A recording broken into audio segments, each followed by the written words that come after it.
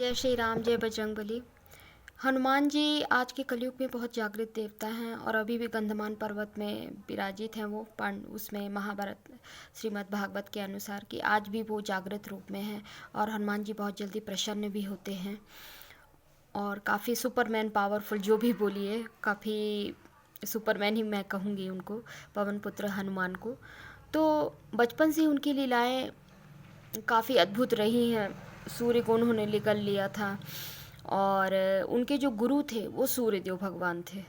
तो उनके रथ के साथ वो दिन भर दौड़ना, क्योंकि उनका रथ तो बहुत तेज़ी से दौड़ता है सूर्यदेव जी का। तो बहुत से लोग कहते हैं ब्रह्मचारी थे, लेकिन कुछ उसमें उल्लेख मिलता है कि उनका ब्याह हुआ था, लेकिन वो भी किसी मजबूरी में उन्होंने ये ब्याह किया था, क्योंकि उनको गुरु दीक्षा देनी थी और सूर्यदेव ने अपनी पुत्री का विवाह सुलक्षा के साथ किया था, इनका विवाह।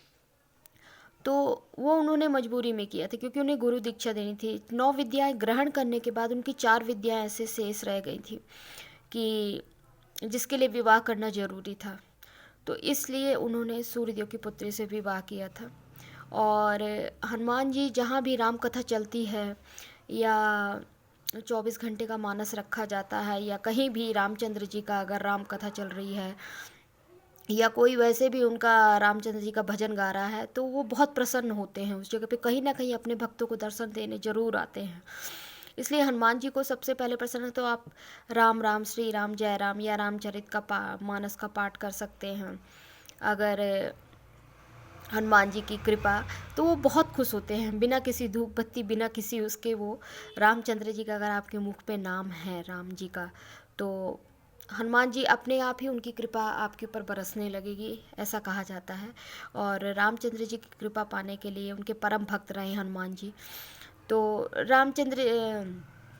हनुमान जी का वो करिए, हनुमान चालीसा का पाठ डेली कर सकते हैं या सुन सकते हैं, तो उससे भी रामचंद्र जी की कृपा रहती है। राम के नाम में तो खैर पूरी दुनिया समाहित है, राम नाम है ना, सबसे बड़ा सत्य यही है।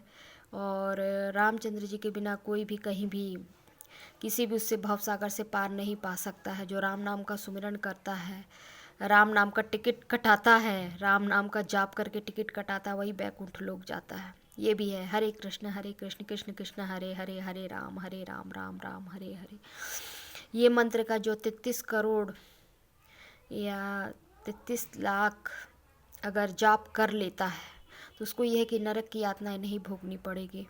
तो मनुष्य तन जब तक मिला है तो उसको अच्छे से राम नाम की सेवा में लगाइए, राम नाम में अपने आप को व्यतीत करिए, जितना हो सके। उनकी भजन है, आरती है, 5 मिनट किसी से चर्चा ही करिए, उनके चरित्र की ही चर्चा करिए कि उनके जैसा मर्यादा पुरुषोत्तम, तो वो भी उनकी एक पूजा के बराबर है।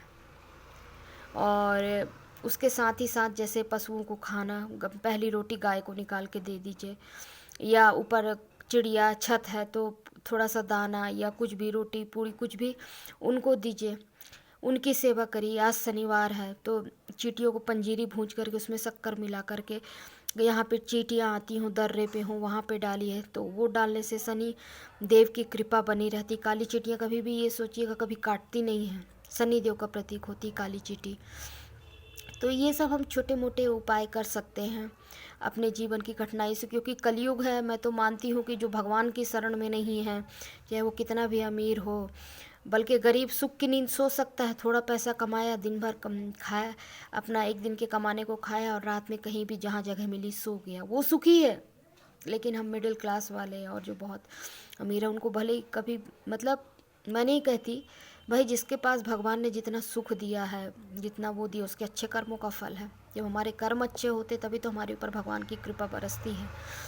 तो सबसे पहले तो बेजुबानों की, जीव जंतुओं के प्रति मोह रखिए, कि जैसे हम भूख की तलाश में, हमें भूख लगती है तो हम कैसे छटपटा जाते हैं, व्रत में कैसे परेशान होने लगते हैं, तो वैसे जीव जंतु के लिए सोचिए, बेचारे कब तक कितना भूखा घूम रहे हैं, कभी खाना मिला नहीं मिला। बिल्ली है, कुत्ता है, गाय है, इनको तो हम खिला ही सकते हैं। इतना तो अगर ऊपर वाले ने हमको, अगर हमें 2 वक्त की रोटी दी है तो हमें भी इनका पेट भरना चाहिए।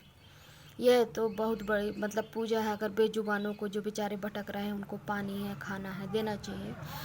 और दूसरी, अगर इस लाइफ में कभी भी स्ट्रेस आती है, चिंता आती है, तो घबराइए मत, किसी से मत कहिए, इंसान हंस देगा, मजाक उड़ा देगा। कि ख़ास तौर से यही होता है, आप किसी के सामने दुखड़ा रोएंगे ना, जलन, आज के समय में कलयुग में जलन इतनी ज़्यादा, एक दूसरे से कंपटीशन, ईर्ष्या इतना ज़्यादा है कि कोई किसी को सुखी नहीं देख पा रहा है। कोई आगे बढ़ रहा है तो किसी को तकलीफ़ हो रही है, चाहे वो ऑफिस वर्क प्लेस हो, आपका ऑफिस हो, स्टूडेंट कंपटीशन हो, कॉलेज हो, कोई रिश्ते आजकल लॉन्ग टर्म्स नहीं चल रहे, बिल्कुल नहीं चल रहे इस कलयुग में। खटपीट या थोड़ी बहुत कुछ ना कुछ चलता रहता है। तो सबसे पहले तो अपने अंदर ये चीज़ लेके आइए कि किसी भी चीज़ के साथ एकदम अपने आप को अटैच मत होने दीजिए। किसी भी सिचुएशन, किसी भी इंसान, किसी परिस्थिति, किसी भी उसमें नहीं। सब चीज़ का एक नियम बनाइए। सबसे पहले उस चीज़ को फॉलो करिए कि हमको नियम को, किसी चीज़ को फॉलो करना है, चाहे वो हमारे सुबह से उठ के जो भी रूटीन है उस चीज़ को फॉलो आप करते चलेंगे, आपकी पंक्चुअलिटी बढ़ेगी, आपकी कार्य करने की, जो आपको खुद फील होगा कि नहीं हमारी कार्य करने की क्षमता बढ़ रही है, हमारे अंदर एक अच्छी ऊर्जा स्थापित हो रही है। सबसे पहले तो ये चीज़ होता है, अगर हम किसी चीज़ को, नियम को फॉलो करके चलते हैं तो सुबह से लेकर के शाम तक, सोने का नियम, खाने का नियम, जो भी आपको, जो भी रूल्स आप फॉलो कर रहे हैं, जिस टाइम पे हम जिस चीज़ को कर रहे हैं, हमको एक आध हफ्ते 2-4 दिन उसको एकदम उसी रूटीन पे करके देखिए, आपको ज़रूर बेनिफिट मिलेगा और अच्छा लगेगा। और दूसरी बात, अगर नहीं है तो कोई धार्मिक सीरियल, अगर वो भी नहीं, इंटरेस्ट नहीं आता है आजकल, क्योंकि ज़्यादातर लोग रील्स देखने में ज़्यादा बिजी रहते हैं नेट पे, तो थोड़ी देर ही कोई भी आपको वो मिलता है, किसी से भी बात करने पे, चाहे बच्चों से ही बात करिए। बच्चों को अगर समझा रहे हैं तो कम से कम राम और कृष्ण के बचपन का उदाहरण दीजिए, उनके चरित्र के बारे में समझाइए, बताइए। क्योंकि जब हम जैसा बच्चों को संस्कार देंगे, बच्चे भी आगे चल के वैसे ही बनेंगे। तो उस चीज़ को बच्चों को भी समझाना, मतलब उसी चीज़ की आप चर्चा करिए। कोई टाइम नहीं है, ठीक है, बिज़ी, बहुत बिज़ी शेड्यूल है, शाम को लौट रहे हैं, तो ये इतनी चर्चा हम बच्चों से भी कर सकते हैं, इतनी। अगर अच्छा लगे तो मेरे चैनल को लाइक करिएगा, सब्सक्राइब करिएगा। Thank you. जय श्री राधे कृष्ण।